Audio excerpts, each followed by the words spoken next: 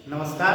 अभी तक के जो आप लोगों ने वीडियो देखे हैं वो सभी अभी रूट के थे। रूट में जिसमें मैंने आपको जनरल इंट्रोडक्शन से लेकर स्ट्रक्चर तक, एनाटॉमी तक और उसके मॉडिफिकेशन तक सब कुछ पूरा बता दिया था।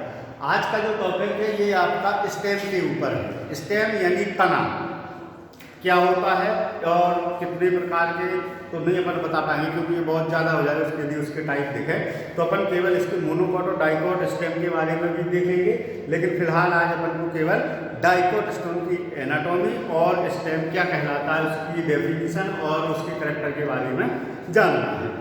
चलिए तो मैं आपको बता दूं कि जो स्टेम होता है वो एम्ब्रियो या भ्रूणी अक्ष या एम्ब्रियोनिक जो एक्सिस होती है उसके प्लीम्यूल से विकसित होकर के भूमि के विपरीत और प्रकाश की ओर जो पार्ट ग्रोथ करता है वो आपका क्या कहलाता है, स्टेम या तना कहलाता है। भूमि के विपरीत यानी कि जो धरती होती है उसके ऊपर की ओर ग्रोथ करता है, प्रकाश की ओर या सूर्य की ओर भी अपन बोल सकते हैं। दूसरा अपन इसको निगेटिव जियोट्रॉपिक और पॉजिटिव फोटोट्रॉपिक ग्रोथ करने वाला पार्ट भी बोलते हैं। ठीक, नेगेटिव जियोट्रॉपिक यानी कि जो आपका गुरुत्वाकर्षण होता है उसके विपरीत पौधे का जो भाग प्लीम्यूल से विकसित होकर के ग्रोथ करता है वो आपका स्टेम कहलाता है।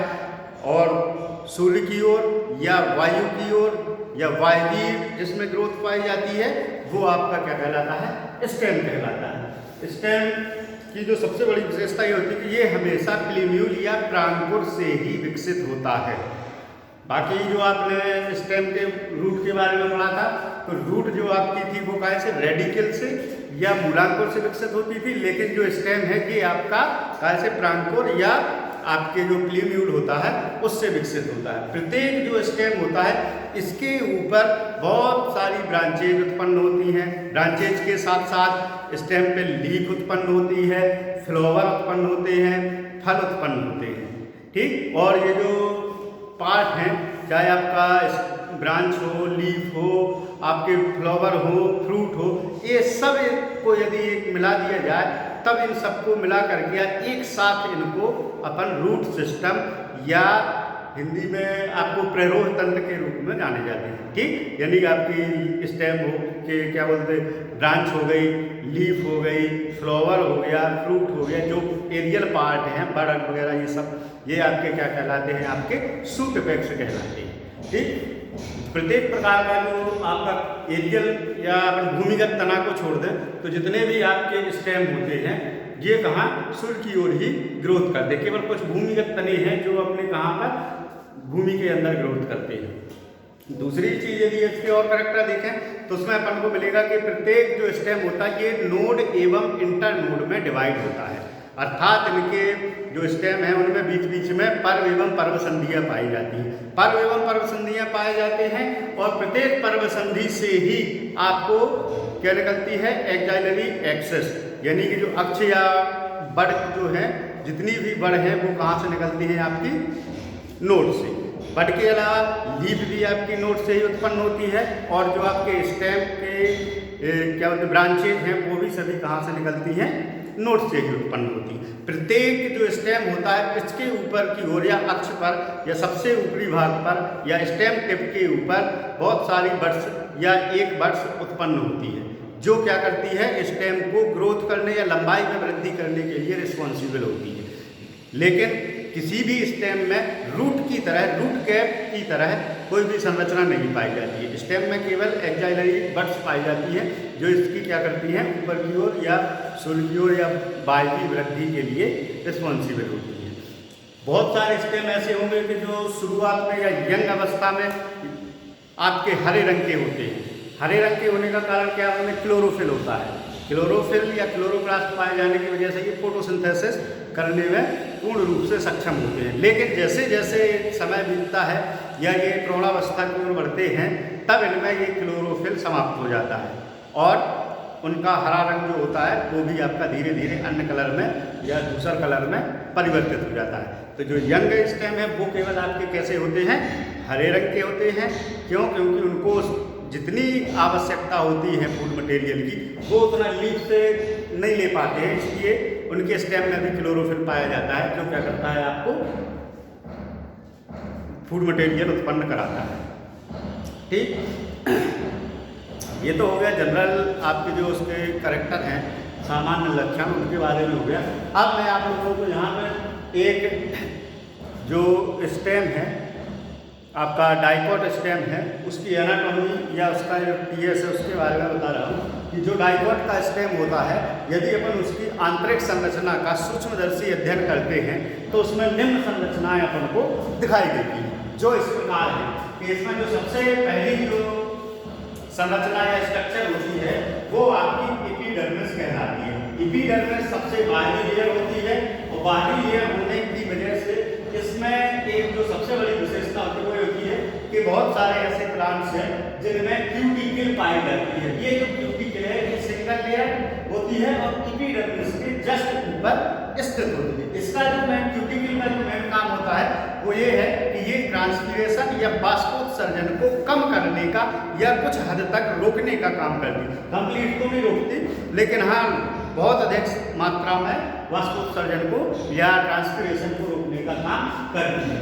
एपिडर्मिस के जस्ट ऊपर ट्राइकोम या स्टेम हेयर पाए जाते हैं। बहुत सारे ऐसे स्टेम हैं जिनमें स्टेम हेयर पाए जाते हैं, जिनको ट्राइकोम बोलते हैं। ये जो स्टेम है, स्टेम हेयर हैं, वो आपके मल्टी सेल्यूलर होते हैं, जबकि रूट में आप लोगों ने पढ़ा था कि जो रूट लेयर थे वो कैसे थे आपके यूनिसेल्यूलर। लेकिन यहाँ पर या स्टेम में जिन स्टेम में ये पाए जाते हैं उनमें multicellular root stem hair पाए जाते हैं, जो आपके ट्राइकोम कहलाते हैं। अब एपिडर्मिस के जस्ट नीचे कॉर्टेक्स का पार्ट स्थित होता है। इसका यह जो डाइकोट की जो प्लांट है उनमें कॉर्टेक्स 3 भागों में विभाजित होता है। हाइपोडर्मिस होता है, मिडिल कॉर्टेक्स होता है और इनर कॉर्टेक्स होता है। 3 प्रकार के 3 भागों में ये विभाजित होता है। इसमें जो कॉर्टेक्स का जो पहला भाग होता है वो कहलाता है आपका हाइपोडर्मिस। हाइपोडर्मिस की जो सेल्स होती हैं ये आपस में बहुत नजदीक रहती हैं और इनमें इंट्रासेल्यूलर स्पेस नहीं पाए जाते हैं।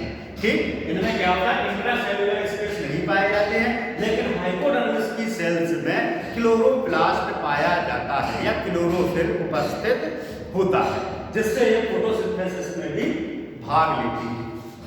ठीक, दूसरा होता है आपका मिडिल कॉर्टेक्स और इनर कॉर्टेक्स। मिडिल कॉर्टेक्स की जो सेल्स है ये आपकी कई आकार की होती है, गोलाकार की होती है, चौकोर भी, स्फेरिकल, कई प्रकार के आकार की होती है और इनमें आपके बीच बीच में इंटरसेल्यूलर स्पेस उपस्थित होते हैं। और मिडिल कॉर्टेक्स में ही एक और नई संरचना पाई जाती है जो कहलाती है आपकी म्यूसिलेजिनस कैनाल, यानी एक नलिकाकार संरचना होती है जो आपकी म्यूसिलेजिनस कैनाल कहलाती है और इसमें म्यूसिलेज का सीक्रेशन होता है या स्टोरेज होता है। ठीक, इसलिए ये म्यूसिलेजिनस पदार्थ जो होते हैं वो यहाँ पर स्टोरेज होते हैं और इसलिए इसको क्या बोला गया है, म्यूसिलेजिनस कैनाल। ठीक, अब कॉर्टेक्स का जो लास्ट पार्ट होता है वो कहलाता है आपका एंडोडर्मिस।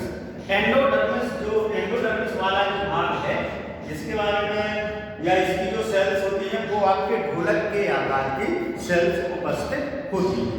ये जो पतली होती हैं और दूसरी इसमें एक और विशेषता होती है कि जो एंडोडर्मिस की सेल्स हैं इनमें स्टार्च के कण पाए जाते हैं।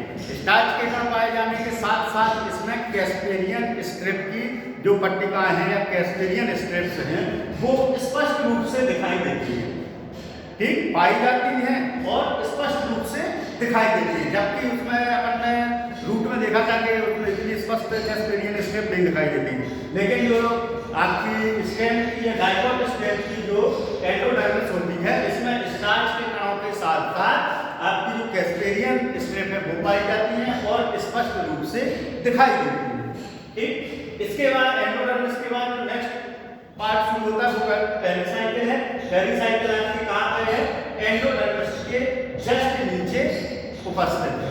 और पेरिसाइकिल की जो सेल्स होती है ये आपकी पेरेन्काइमेटस और स्क्लेरेन्काइमेटस होती है, यानी कि पहले पेरेन्काइमेटस और स्क्लेरेन्काइमेटस एकांतर के रूप में दोनों प्रकार की इसमें सेल्स उपस्थित होती है। ठीक, इसके बाद नेक्स्ट आता है आपका वास्कुलर बंडल। जो डाइकोट का वास्कुलर बंडल होता है वो आपका कैसा होता है, कंपाउंड, कोलेट्रल और ओपन प्रकार का वास्कुलर बंडल पाया जाता है। ठीक, अर्थात अपन इसको क्या बोल सकते हैं कि इसमें सबसे सबसे ऊपर की ओर बाहर की ओर क्या होता है, फ्लोएम स्थित होता है वास्कुलर बंडल में, और फ्लोएम के जस्ट नीचे आपको कैम्बियम देखने को मिलता है, या कैम्बियम की पतली पतली पट्टिकाएं पाई जाती है। इसके बाद इसमें क्या होता है, जाइलम स्थित होता है। इसमें भी जाइलम आपके कैसे होते हैं, दो प्रकार के पाए जाते हैं, एक मेटा जाइलम और प्रोटोजाइलम। इसका जो मेटा जाइलम है वो कहाँ पे होता है, परिधि की ओर स्थित होता है, और प्रोटोजाइलम हमेशा आपका वहां सेंट्रल की ओर स्थित होता है। जब मेटाजाइलम आपका परिधि की ओर हो और प्रोटोजाइलम आपका सेंट्रल की ओर हो, तब इस प्रकार का जाइलम आपका कहलाता है एग जार। ठीक, कौन सा कहलाता है, एग जार। एग जार आपका जाइलम कहलाता है। अर्थात इसमें मेटाजाइलम कहाँ पे हो, परिधि की ओर हो, और प्रोटोजाइलम आपका कहाँ पे हो, सेंटर की ओर, तब ये कैसा कहलाएगा, एग जार जाइलम कहलाता है। ठीक, अब दूसरी इसका जो वास्कुलर बंडल होता है वो होता है ओपन। अब ओपन वास्कुलर बंडल क्यों बोलते हैं इसको, ओपन वास्कुलर बंडल इसलिए बोलते हैं क्योंकि इसमें जाइलम और फ्लोएम इन दोनों के बीच कैम्बियम पाया जाता है। जिसमें कैम्बियम पाया जाता है, जाइलम और फ्लोएम के बीच में पाया जाता है, तब वास्कुलर बंडल आपके ओपन प्रकार के वास्कुलर बंडल कहलाते हैं। ठीक, यदि ये ना होता है, जिनमें ये नहीं पाया जाता है, तब वहां पे आपको वो वास्कुलर बंडल कैसे कहलाते हैं, आपके क्लोज। ठीक, तो इसके जो वास्कुलर बंडल है वो कैसे हो गए, ओपन प्रकार के वास्कुलर बंडल हो गए। ओके, इसके बाद जो नेक्स्ट लेयर है आपकी, वो है आपकी पिथ। तो पिथ का तो वैसे ही सभी को पता है कि जो पिथ होता है ये काफी छोटा होता है।